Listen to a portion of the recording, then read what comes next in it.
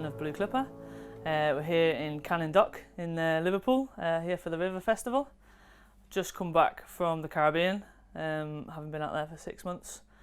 Getting the boat ready to head to the adventures up into Iceland. So Maybe Sailing is the company. She owns 2 vessels, Blue Clipper and Maybe, who's behind us, that's here also for the River Festival. And we're all sail training vessels. So taking young people, young adults, or adults alike, all sailing to have a hands-on experience. So this is the foredeck of the vessel. As you see behind me, the rather long bowsprit. We have 2 sails that go out there. So part of sailing, the young people get fitted up in full body harnesses and they get out there in some, sometimes very challenging seas, and they hang the sails on and then hoisting them from back here. All these boxes are all full of sails, ropes, and got the anchors, the windlass. This is a lovely sort of area where people come and sit and just sort of chill out, really. The youth development is fantastic because once they're on board, it's like a whole family. So they take part in every aspect of sailing a tall ship, down to cooking, to cleaning, putting the sails up, learning about navigation. Do you want me to show you the galley? Yeah, okay. So this is the galley.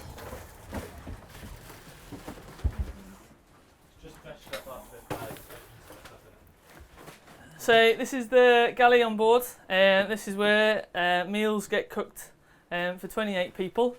Breakfast, lunch and dinner, some puddings, making bread.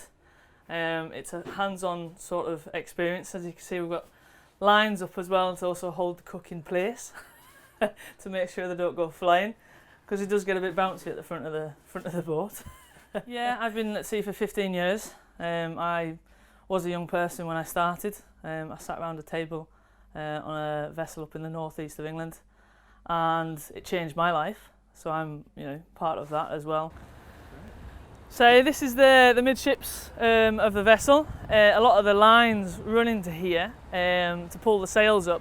So we would have a team of up to 6 people heaving on ropes in any sort of direction to hoist the sails that are above us underneath those blue covers. The staging obviously is not usually there. There'll be a band on there very shortly. And again, this is a really fantastic sort of area where they come, socialise, all the kids we'd all just sat down on the deck having fun really. When they come on board, it's a clean slate. There's no judgments or anything given, and what you put into it is what you can get out of it. And over the 15 years, I've had thousands of young people have a life-changing experience. Down this hall here is where the officers sleep. So my cabin's down there. There's 8 beds down there. There's also the engine room that's underneath us, and a big storage at the back underneath where all the generators are. So we've got 3 generators on board, got a big main engine, but it's currently in turmoil because we're just putting new hot water tank in, so I can't go down there.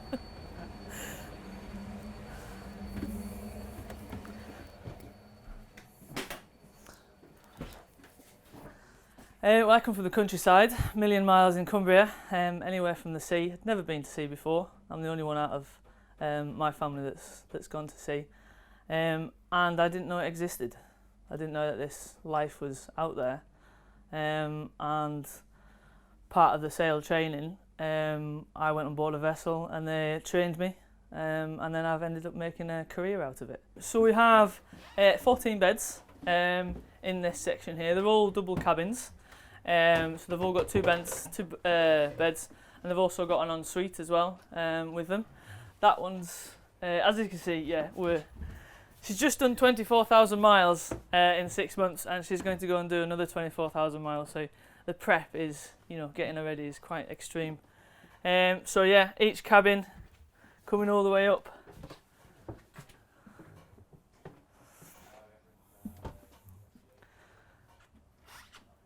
And then usually all under these floors is all the spare rope, all the waterproofs, everything you need.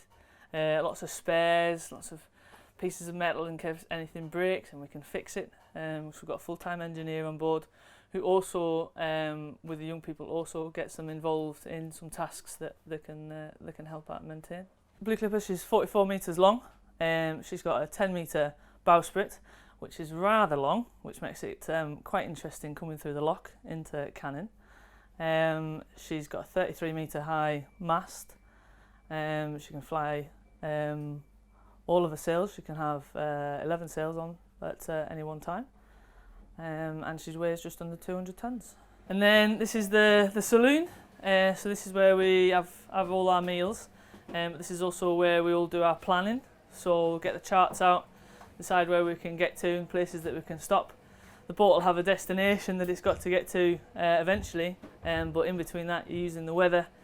So the people are figuring out how the weather can help you and what the best is that you can get out of it, and then finding the places that you can visit. Yeah, so Blue Clipper doesn't stop very long. She's always busy. So as I say, we've just come back from the Caribbean. So we're just fixing her up, getting stores on. As you'll see, the quayside is full of cartons of milk and pasta and all the stuff that we need to support the vessel once we're out. We're then leaving on Sunday night, got the midnight tide, and then heading up to Liverpool, where we do a crew change in Liverpool, and then we head over to Iceland. Around Iceland for a little bit, and then we'll come back to the UK, back into Aberdeen, and then we'll pop across to the Tall Ships Festivals in Norway. So this is the main navigation area. So as part of sailing on board, you're learning how to use the paper charts, you're learning how to navigate. This is where the watch officer runs from. So everything's manual, we've got a manual wheel, so someone always has to be steering. And as part of that, we're always looking out, looking for the vessels, and they learn all aspects of navigation.